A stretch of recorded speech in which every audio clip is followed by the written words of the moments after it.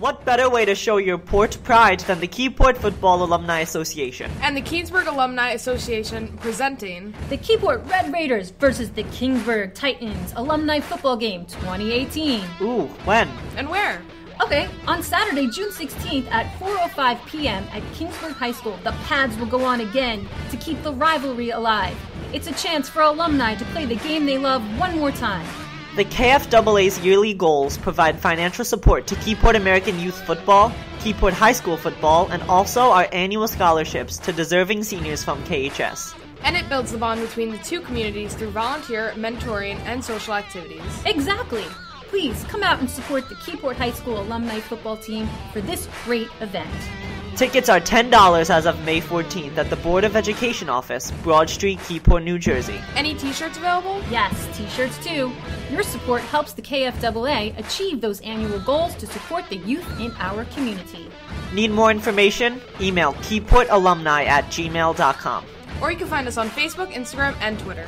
Again, that's June 16th with a 4:05 p.m. kickoff at Kingsburg High School. Remember, once a Raider, always a Raider. It's the All Night Long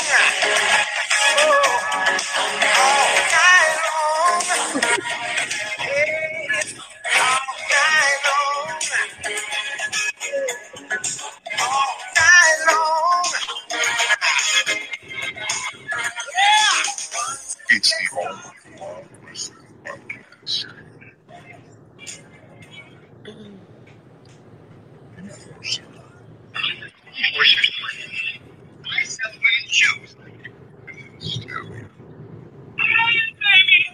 I am not what you would call a handsome man. I'll kick you in the nuts and you'll smile at me and like it. Oh, nice.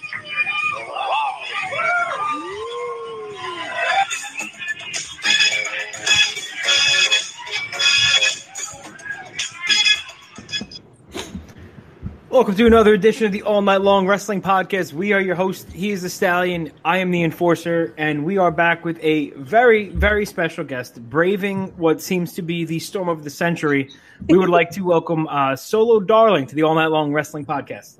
Hello! Thanks for having me. I love the energy. Thank you so much for being here. I know it's, if anybody's in the Northeast and they look outside right now, it is, I just watched Ghostbusters yesterday, and it looks like the end of Ghostbusters 1. That's what it looks like. So. Yeah, it really does. It's caught up here. We're not lying. So listen, I hope everybody's safe. That's what's important. And welcome to the show.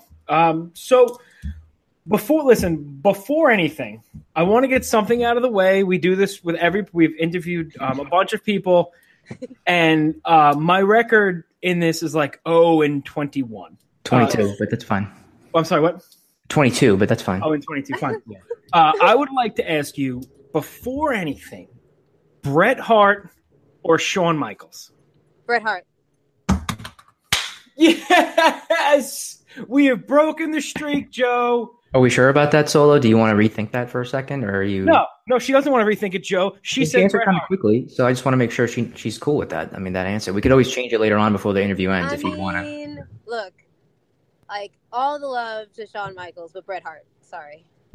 Oh, you are literally my most favorite guest so far. I am so excited right now.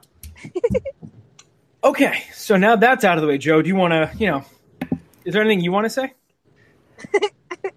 There's a lot of things I want to say right now, but I'm going to let you go ahead and start. Let's talk a little bit about Solo's background and things like that. Why don't you go ahead and kick it off, Mikey, while I sit here and kind of think about that answer that just happened with Bret Hart thing, because I'm not really sure.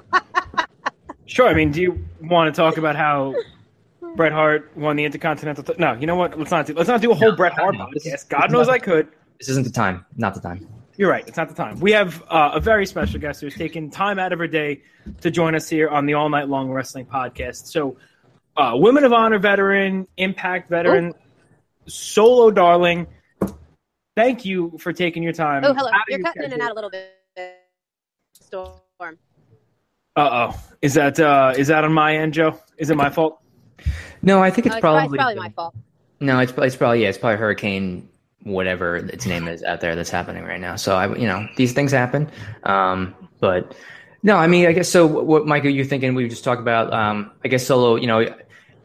How you got your start in the business, like where you trained, things like that. Just kind of how you got into the wrestling business to begin with. I guess we'd start there. Oh man, yeah, no, it's been a while. I started actually while I was doing a dual major in chemistry and sports medicine, and then wrestling does what it does and takes over. And I trained a little bit out in Louisville, and I moved down to Florida and met all the girls in Florida. Got to work at Shine. A lot of my preliminary training was on the road.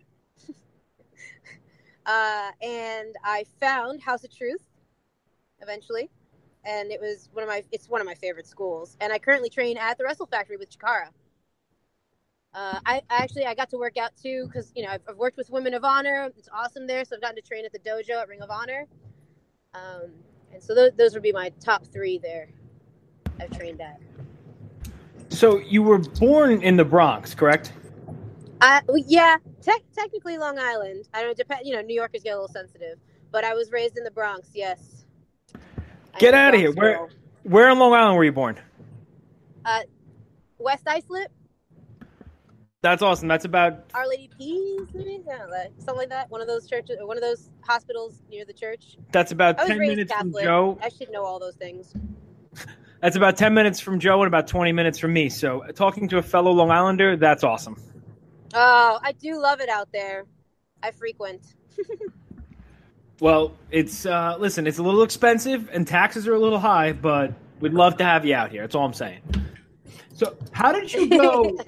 How did you go from Long Island to? I mean, I know you wrestled a lot early in your career in the Midwest, correct?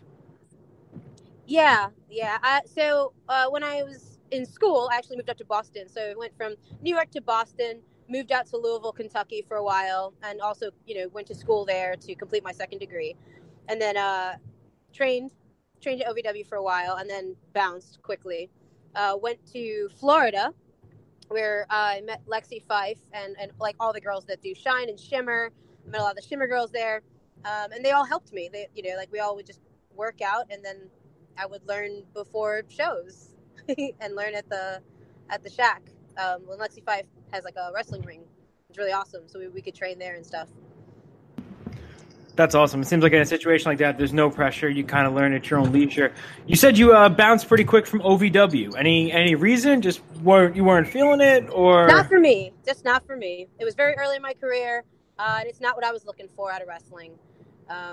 It was not the correct environment for me to learn. However, about every 6 months, if you could tell, my attire changes and everything like that. It's like a chameleon. I just change over.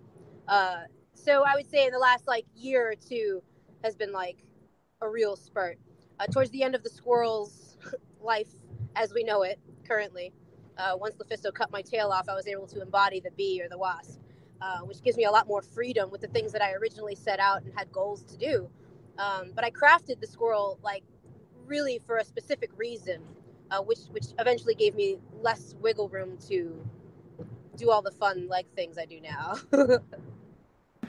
That was where I first saw you, actually, in Women of Honor with the squirrel attire, and that was so different than anything else. It was so creative. You had some awesome matches with Veda Scott, Kelly Klein. What was the atmosphere like in Women of Honor? What was that experience like for you? I really loved it. I love the locker room. I love that if we had ideas, we can ask, hey, we were thinking about this. Everyone's very helpful. So I really did enjoy my time there. I love the fans. I love the energy that they bring. And it's so fun when you craft something separate from your ego, but with intent for other people. The squirrel was very much, it's hard to get up in the morning some days. I bet we can all agree that sometimes we just really want to hide under the blankets, and it can be really hard to choose to be happy. And so despite those rainy days, I would put her on to try and alleviate the pressure for any fan or anybody in the ring or anyone that I was working with. Maybe they're having that kind of day, but maybe we can take light and enjoy the other side of wrestling. Do something different with the squirrel, bring a little levity. Yeah, I mean, Kelly Klein has probably one of the most straightforward, badass kind of gimmicks. So for her to get in the ring with something like you, it was such a different dynamic. It was so enjoyable. But I gotta know, what was in the cup? Well, since the magic elixir was created in the enchanted forest, we'll never quite know what it was. And because it was made outside of the realm of this current universe, it does not have to go through the FDA. So it never had to be approved. I had a feeling that was going to be your response. So now I understand. Something I saw you do in Women of Honor, and I've been watching wrestling. I'm 31 years old. I've been watching probably 25, 26 years. I don't know if it was where you debuted it, but you debuted the Candy Crush. Oh, yeah. That maneuver. Is that something that you have come up with? Because I've never seen that move done anywhere else. Yeah, so I've seen, like, you know, when you watch, like, corner attacks, you watch something and you're like, oh, I like that. I always had the instinct to go for an overhand grab rather than, like, a spinning cutter or, you know, like how people will go up and they'll just do an underhook. So I grabbed some I don't know anyone else that does it. I'm sure now I'll find a million clips, but no, I've literally never seen it done before or since. So I'm proclaiming May 15th, 2018, you are the creator of the Candy Crush. It's a really fun move. Yeah, it looks awesome. It was definitely a good spot in the match. Growing up, though, were you always a professional wrestling fan? I know you said it kind of took over once you got to college, but growing up, was that something you always had an interest in? Yeah, so no one in my family was a wrestling fan. My grandfather was a boxer, and 8,000 other jobs. Right, he was such an inspiration to me. And a friend of the family actually just turned it on one day, and I saw Ultimate Warrior and Hulk Hogan. I was like, "What's that?" And I was 3 years old when I became a fan. I was like, "Whoa!" And my mom's like, "No!" Right, like the slow motion grab, and it was too late. And I loved it then, but my family is very academic, so it quickly got, put away and kind of like sectioned off. So I would get to watch wrestling, but it was never something my family entertained as like something I would do. And my mom has been a teacher, past my existence, so it was always very like books, book smarts. But it was really fun, and I grew up a musician. I played drums for 18 years. I was in bands. Like, I did all of those other things, and then eventually I was like, yeah, but I kind of want to like fall on the ground and throw people around. I think I'm going to do that. So I just waited for an appropriate age to tell my mom I was going to do wrestling. That's awesome. What kind of bands were you in growing up?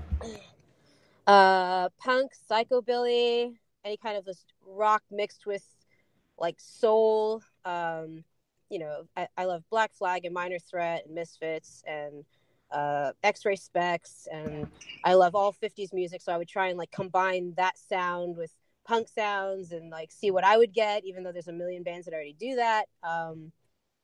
And none of us really had names for our bands, but we all like did local shows in Long Island and the Bronx and parties and stuff like that, and it was really fun.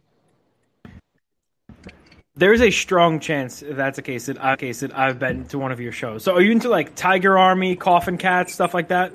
Yeah.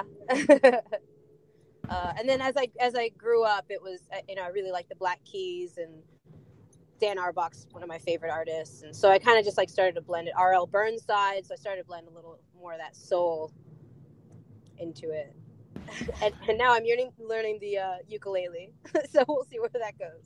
That's awesome. Ukulele is a highly underrated instrument. I don't know if you've ever seen, what is that, 50 First Dates, where the guy plays the ukulele? He kills it. Yeah, it's adorable. I love it. That's awesome. Music, we just had Kimberly on the show a couple weeks ago, and she was saying, she grew up doing ballet and stuff like that. So any kind of creative outlet, whether it be music or dance, professional wrestling almost seems like for somebody who enjoys the creative side and the athletic side, like a natural, progression. Yeah. Yeah, and I can't wait to play drums again, right? But it's one of those things where like you're on the road all the time, and I also make my gear and Trav's gear, and so I'm also doing that and like all the things. And I recently made Officer Magnum's wrestling gear, so there's always something going on. That was actually literally my next topic. There's a lot of really cool things going on in professional wrestling right now. Nothing is better than Officer Magnum Canine. That is fantastic.